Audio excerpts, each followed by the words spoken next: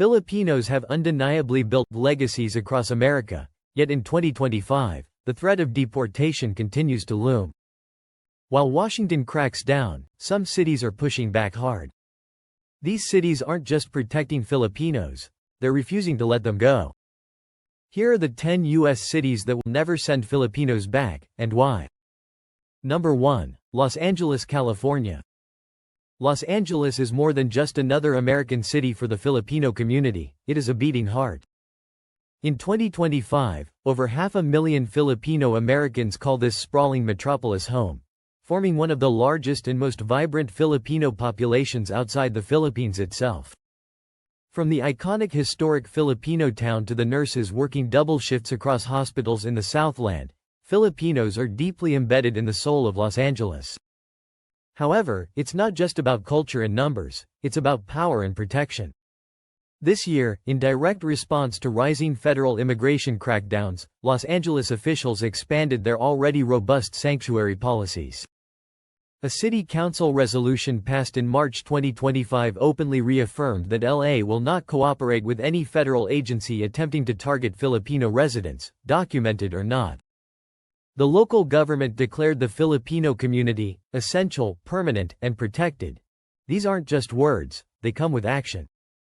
Number 2. San Francisco, California. San Francisco is more than a tech capital, it's a fortress of progressive resistance. In 2025, no immigrant group is more secure here than Filipinos. With Daly City known unofficially as Little Manila, sitting just outside its limits, San Francisco is the cultural and political home base for thousands of Filipino families who have lived here for generations. They are not guests, they are neighbors, leaders, and frontline workers who built this city and still hold it together. San Francisco's commitment to protecting immigrants isn't just symbolic, it's systemic. The city was among the first in the nation to declare itself a sanctuary, all the way back in 1989. But now, those protections are stronger than ever. In response to new federal immigration sweeps launched earlier this year, Mayor London Breed fast-tracked a resolution in February, reinforcing San Francisco's policy of zero cooperation with ICE. No data sharing, no detainer holds, and no access to public facilities. Even more importantly, the city is investing heavily in immigrant resilience. A new $25 million initiative passed in April funds legal defense units, housing support for undocumented workers, and language access programs with a major emphasis on Tagalog and Visayan speakers. The city school district has added Philippine history modules, and Filipino American heritage events are now a permanent line item in the city's cultural budget.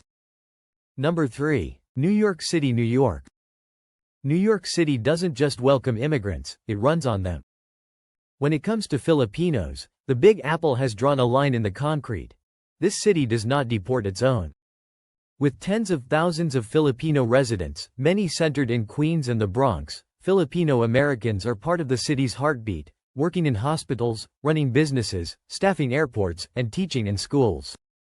In 2025, they're not just present, they're untouchable.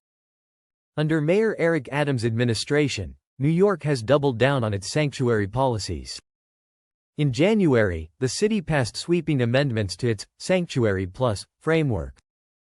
These new rules prevent law enforcement from honoring immigration detainers, limit cooperation with ICE to only the most extreme cases, and allocate funds for legal protection specifically targeting Southeast Asian communities, including Filipinos, who have been historically underrepresented in advocacy circles. Community organizations like Migrant NY and the Filipino American Democratic Club have gained traction at City Hall, securing direct support for Filipino tenants' rights, language access, and immigration clinics. Number 4. Seattle, Washington. Seattle is often painted as the rainy capital of tech and coffee, but in 2025, it's becoming known for something far more powerful: immigrant protection. And no community is more deeply rooted or better defended than the Filipinos. With a population that stretches back over a century, Seattle's Filipino presence is not new, and it's not going anywhere. From the docks of the early 20th century to the hospitals and classrooms of today, Filipino workers have kept Seattle running through war, pandemics, and political turmoil. This year, Seattle took an even bolder stand. In March, the City Council unanimously passed the Southeast Asian Inclusion Act, a sweeping local measure that strengthens legal resources, provides translation access for Tagalog and Ilocano speakers, and designates funding for Filipino community centers across King County. It's not just lip service. This law is aimed squarely at resisting deportation by equipping immigrants with lawyers before ICE can even make a move. And Seattle's not doing it alone. Washington State declared October 2025 as Filipino American History Month and linked it to legislative action. Number 5. Las Vegas, Nevada. Las Vegas might be known for slot machines and neon lights, but in 2025, it's becoming a surprising sanctuary for Filipinos, and not just the tourists. Behind the glitz of the Strip is a massive Filipino workforce keeping the entire city running. Nurses in hospitals, cooks in high-end restaurants, hotel staff, and technicians behind the scenes of every show. For every visitor snapping a selfie on Fremont Street, there's likely a Filipino worker making that experience possible. This year, with immigration tensions flaring nationwide, Las Vegas did something bold. In February, Clark County officials approved the Community Stability and Support Act, which explicitly bars any collaboration between local agencies and ICE when it comes to nonviolent immigrant residents, a move clearly aimed at protecting the city's labor backbone. Filipino workers, many of whom are here on overstayed visas or temporary employment permits, now find themselves shielded under new county-funded legal aid programs. But it's not just policy, it's politics. Nevada's state legislature, fueled by a growing bloc of pro-immigrant lawmakers, passed reforms this spring granting all undocumented workers access to labor rights, whistleblower protections, and wage claim services, effectively ensuring no worker could be deported for simply speaking up. Number 6. Chicago, Illinois. Chicago has long worn its immigrant heritage with pride, from Polish bakeries to Mexican street murals. But in 2025, it's the Filipino community that stands at the center of the city's immigrant revival. With a population that's grown steadily over the past decade, Filipinos in Chicago are no longer a quiet presence. They're a political force, a cultural anchor, and a workforce the city can't afford to lose. Under Mayor Brandon Johnson's administration, Chicago has become even more aggressive in defending its sanctuary status. This year, City Hall rolled out the Chicago Immigrant Justice Expansion Plan, which dedicates new funding to legal defense teams, expands support for mixed-status families, and for the first time, includes a specific Southeast Asian task force. Filipino organizers were instrumental in shaping that initiative, and the city made it clear Chicago isn't backing down, no matter what comes from Washington. And the support isn't just from politicians. Local universities like UIC and DePaul now offer Filipino cultural studies. The city's largest public hospitals, where many Filipino nurses work, have added Tagalog language access. Number 7. Honolulu, Hawaii. Honolulu isn't just Filipino-friendly, it's practically Filipino. In 2025, more than 1 in 4 residents of Hawaii claim Filipino heritage, and in the capital city of Honolulu, that presence is everywhere. From city council members to school principals, from police officers to grocery store owners, Filipinos are not just integrated into society here, they are the society. That's why deportation isn't just unlikely, it's unthinkable in Honolulu. The idea of sending Filipinos back would mean dismantling the very foundation of the city itself. The local government knows it, the people know it, and even federal agencies tread carefully here. This year, the Hawaii State Legislature passed the Community Roots Protection Act, reinforcing the state's non-cooperation stance with ICE and funneling more money into immigrant legal aid services. Filipino community leaders work directly with lawmakers to include specific safeguards for mixed-status families and workers on temporary visas. Churches across Oahu have created sanctuary networks, and community health clinics now offer Tagalog-speaking staff as a requirement, not an option. And while the rest of the mainland debates immigration policy, Honolulu is celebrating its Filipino identity. Number 8. San Diego, California. In 2025, San Diego stands as one of the strongest walls of resistance against anti-immigrant pressure in Southern California, and at the core of that stand is its fiercely rooted Filipino community.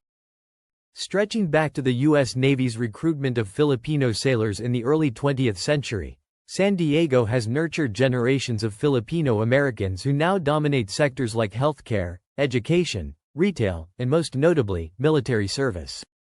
But while the military brought many Filipinos to San Diego, it's the city's local government that keeps them safe today. This year, San Diego County expanded its Safe Communities Framework, a bold legal shield designed to stop deportation pipelines before they start. County supervisors, with full support from Filipino civic groups, passed ordinances that prevent ICE from accessing jail records, school data, or hospital information without a court order, effectively cutting off federal enforcement at the source. At the number 9, Jersey City, New Jersey. Jersey City might not make headlines like New York or Los Angeles, but in 2025, it's quietly become one of the safest cities in America for Filipino immigrants. And it's no accident. With over 20% of its Asian population identifying as Filipino, this city across the river from Manhattan is no longer just a commuter hub. It's a sanctuary with purpose, strategy, and pride. In January of this year, the Jersey City Council passed a groundbreaking ordinance called the Immigrant Shield Initiative. Unlike generic sanctuary declarations, this law directly prohibits any form of data sharing or informal cooperation between city departments and federal immigration enforcement. Schools, hospitals, housing authorities, all off limits to ICE.